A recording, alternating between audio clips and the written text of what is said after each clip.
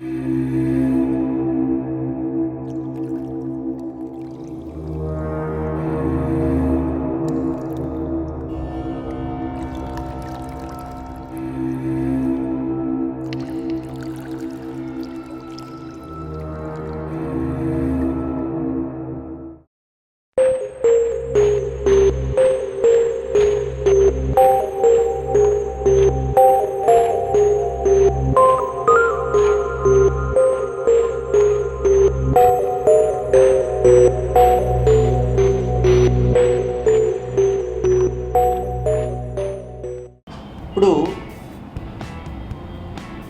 శీఘ్రస్ఖలన సమస్య, premature ejaculation అనేటువంటి సమస్య, త్వరగా అయిపోవటం అనేటువంటి సమస్య చాలామంది మగవారిలో మన భారతదేశంలో కనిపిస్తూనే జరుగుతుంది. దీనికి గల ప్రధాన కారణం పూర్వకాలంలో అంటే ఒక 25 సంవత్సరాల క్రితం వరకు ఏమనుకునే వాళ్ళంటే త్వరగా అయిపోవటం అనేది ఒక మానసికపరమైనటువంటి సమస్య, దానికి కొంచెం కౌన్సిలింగ్ తీసుకుంటే సరిపోతుంది అనేటువంటి ఆలోచనలో ఉండేవారు. కానీ దానిలో శాస్త్రీయతంగా మనం కనుక ఆలోచించినట్లయితే దానికి ఒక మంచి క్లాసికల్ సైంటిఫిక్ రీజన్స్ ఉన్నాయి. అవి శారీరకపరమైనటువంటి కారణాల వల్ల కూడా శీఘ్రస్ఖలన సమస్య వస్తుందని శాస్త్రీయంగా ఆధారపూరితమైనటువంటి స్టాటిస్టిక్స్ మనకు ఇప్పుడు లభిస్తున్నాయి. అంటే శీఘ్రస్ఖలనం అంటే ముందుగా ఏమిటి, దేన్ని శీఘ్రస్ఖలనం అనాలి అనేది మనం ఫస్ట్ గమనించుకోవాలి. చాలామంది మగవారిలో ఉన్నటువంటి అపోహ కానివ్వండి, ఒక భావన కానివ్వండి ఏంటంటే ఎంతసేపు చేయాలి అని వాడికి ఒక డెఫిషన్ అంటూ ఉండదు. ఇంతసేపు చేయాలి, ఇంతసేపు చేస్తే మనం మంచిగా ఉన్నట్టు, ఇంత తక్కువ చేస్తే మనం శీఘ్రస్ఖలన సమస్యతోనో లేదంటే అంగస్తంభ సమస్యతోనో బాధపడుతున్నట్టు అనేటువంటి ఒక అవగాహన అనేది చాలామంది పెద్దవారికి కూడా ఈ యొక్క అవగాహన అనేది లేకుండా ఉండటం అనేది మేము చూస్తున్నాం. శీఘ్రస్ఖలన సమస్య అంటే శాస్త్రీయంగా ఎవరైతే మగవారికి అంగప్రవేశానికి ముందే స్ఖలనం అయిపోవటం కానీ, లేకపోతే అంగప్రవేశం జరిగిన తర్వాత 1 నిమిషం లోపే స్ఖలనం అయిపోవటాన్ని కానీ శీఘ్రస్ఖలనం అని అంటారు. అంతేగాని ఎవరైతే మగవారు 2 నుంచి 3 నిమిషాలు అంగప్రవేశం తర్వాత మంచిగా శృంగారంలో పార్టిసిపేట్ చేసేటువంటి పరిస్థితి ఉన్నటువంటి మగవారు నార్మల్గా ఉన్నట్లే లెక్క. వారికి ఇంకా పట్టుత్వం పెంచుకోవడానికి కావాలంటే మెడికేషన్స్ కానీ లైఫ్ స్టైల్ కానీ మార్చుకోవటం వల్ల ఇంకొంచెం బెటర్ పర్ఫార్మెన్స్ ఇవ్వడానికి అవకాశం ఉంటుంది. ఎవరైతే మగవారు శీఘ్రస్ఖలనంతో అతిగా బాధపడుతూ ఉంటారో వాళ్ళకి ఖచ్చితమైనటువంటి చికిత్సలు, కౌన్సిలింగ్ 2 అవసరం వస్తాయి. ఇప్పుడు అసలు ఈ శీఘ్రస్ఖలన సమస్య అనేది శాస్త్రీయంగా ఎలా చెప్తావు అని కనుక మీరు అడిగితే, శాస్త్రీయంగా ఆయుర్వేదం ప్రకారం వాతం అనేది శరీరంలో ఎక్కువైనప్పుడు ఆ వాతం యొక్క లక్షణాలు అతిగా అంగం యొక్క పూర్వ చర్మంలో, అంగం యొక్క ముందు భాగంలో పూర్వ చర్మంలో ఈ వాతం అనేది అతిగా అవటం వల్ల అక్కడ హైపర్ సెన్సిటివిటీ ఏర్పడుతుంది. ఈ హైపర్ సెన్సిటివిటీ వలన మగవారికి అంగం గట్టిపడుతుంది. అంగప్రవేశం చేయడానికి ఎప్పుడైతే వాడు ముందుగా ఇలా పట్టుకుంటారో వెంటనే అక్కడున్న హైపర్ సెన్సిటివ్ వలన బ్రెయిన్ నుంచి వచ్చినటువంటి కమాండ్స్ వీక్ అవటం, బ్రెయిన్కు ఉన్నటువంటి ఆ కమాండ్ ఏదైతే ఉంటుందో ఆ కమాండ్ లోపించడం వలన ఇక్కడ హైపర్ సెన్సిటివిటీ వలన త్వరగా అయిపోతుంది, వెంటనే ఎజాక్యులేషన్ అనేది అయిపోతుంది. సో ఇది ముఖ్యమైనటువంటి కారణం ఆయుర్వేదం ప్రకారం. ఇకపోతే ఇంకా శాస్త్రీయంగా మనం తెలుసుకోవాలంటే శరీరంలో కొలెస్ట్రాల్ శాతం బాగా పెరగటం వలన రక్తంలో ఈ కొలెస్ట్రాల్ డిపాజిట్స్ అతిగా చేరి అంగానికి రక్తాన్ని సరఫరా చేసేటువంటి మంచి రక్తాన్ని సరఫరా చేసేటువంటి రక్తనాళాల్లో, అంటే ఆర్టరీస్ అంటారు వాటిని, ఈ ఆర్టరీస్లో ఈ కొలెస్ట్రాల్ డిపాజిట్స్ వెళ్ళి చేరటం వలన అక్కడ హైపర్ సెన్సిటివిటీ ఏర్పడుతుంది అంగం పూర్వచర్మం. దీనివల్ల ఇందాక నేను చెప్పినట్లు అంగం గట్టిపడి ఎప్పుడైతే అక్కడ పట్టుకుంటాడో వెంటనే అక్కడ వాడికి హైపర్ సెన్సిటివిటీ ఏర్పడి ఎజాక్యులేషన్ త్వరగా అవడానికి అవకాశం ఉంది.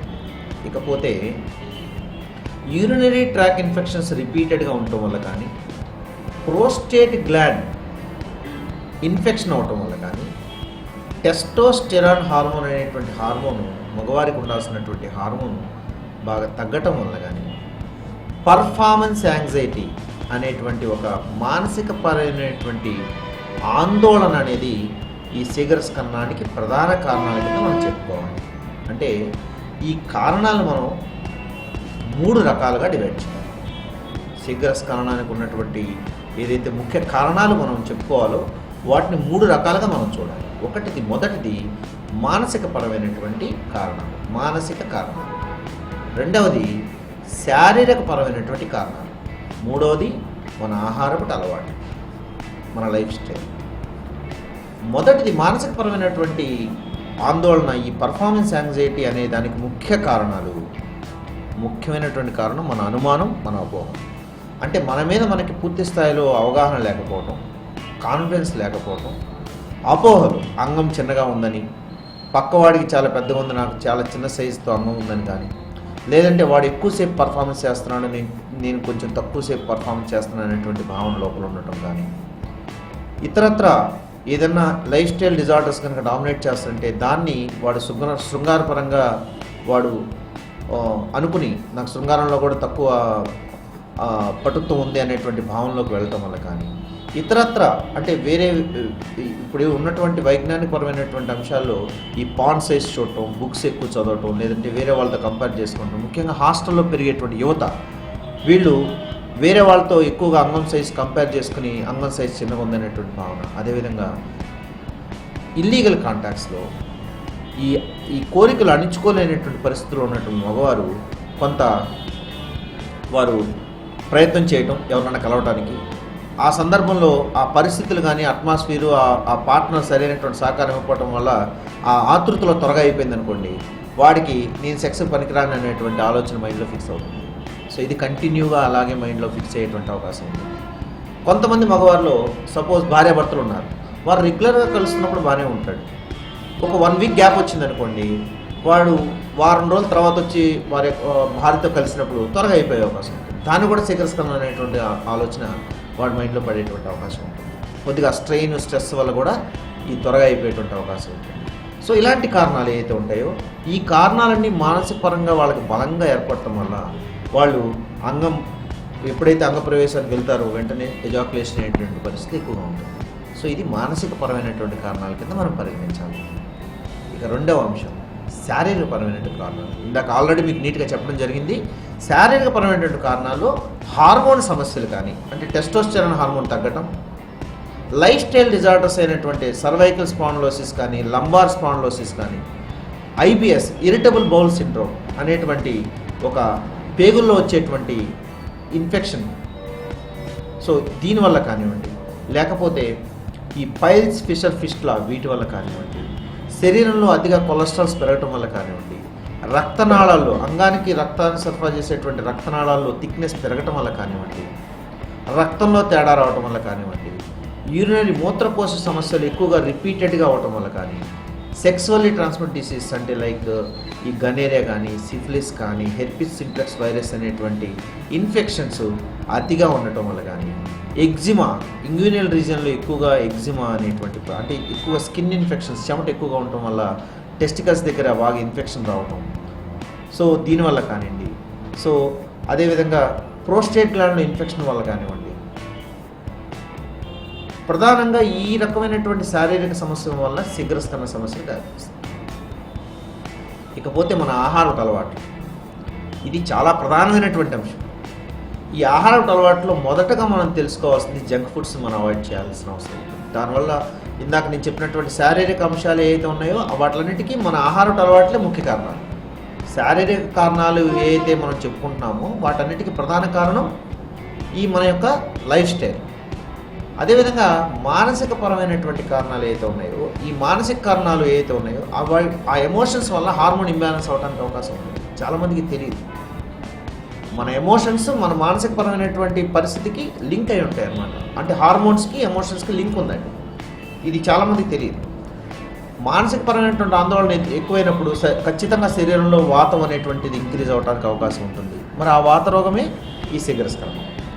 ఇకపోతే ఈ లైఫ్ స్టైల్ ప్రాబ్లమ్స్ వచ్చేసరికి లైఫ్ స్టైల్ ప్రాబ్లంలో ముఖ్యంగా ఆహారపు అలవాట్లలో మనం తీసుకున్నటువంటి ఆహారం ఏదైతే ఉంటుందో సమతుల్యమైనటువంటి ఆహారం లేకపోవడం, అంటే వెజిటబుల్స్ కానీ ఫ్రూట్స్ కానీ మాంసాహారం కానీ ఏ టైంలో ఎప్పుడు తినాలి ఎలా తినాలి అనేటువంటి అవగాహన లేకపోవడం. ఇప్పుడున్నటువంటి మారుతున్న సమాజంలో ఈ సాఫ్ట్వేర్ వాళ్ళకి ఈ శీఘ్రస్ఖలనం సమస్య చాలా ఎక్కువగా వస్తుంది. అంటే ఆడ్ టైమ్స్లో భోజనం చేయడం కానివ్వండి, వారికి సరైనటువంటి వ్యాయామం లేకపోవటం వల్ల కానివ్వండి, అదేవిధంగా వారికి ఉన్నటువంటి అలవాట్లు ఏవైతే ఉన్నాయో ముఖ్యంగా దానిలో స్మోకింగ్ కానీ ఆల్కహాల్ కానీ డ్రగ్స్ కానీ ఇవి చాలా ఎక్కువగా ప్రభావం చూపిస్తాయి.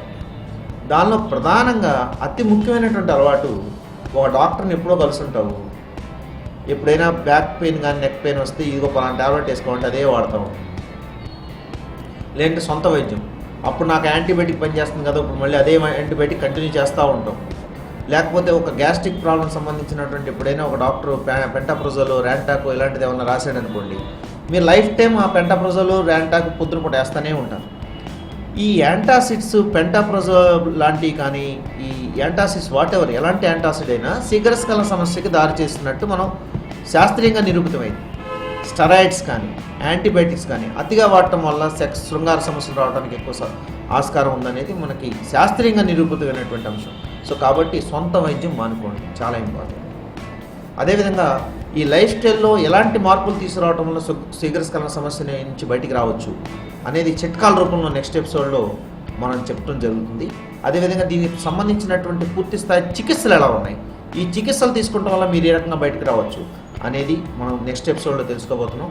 అదేవిధంగా ఈ శీఘ్రస్ఖలన సమస్య వల్ల ముఖ్యంగా భార్యాభర్తలు ఎంత బాధపడుతున్నారు, మగవాడి యొక్క ఆత్మస్థైర్యం ఎంత దెబ్బతింటుంది అనేది కూడా నెక్స్ట్ ఎపిసోడ్లో మనం తెలుసుకుందాం.